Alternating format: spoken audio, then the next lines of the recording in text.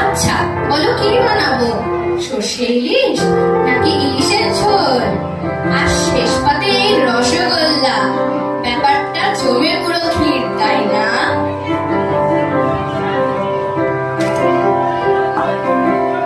পঞ্চম এবং অন্তিম পর্ব, যেখানে আমরা আমাদের বাংলার এক সংস্কৃতিকে দেখতে পাই, তা হলো বাউল গান বা বাউল গীতি।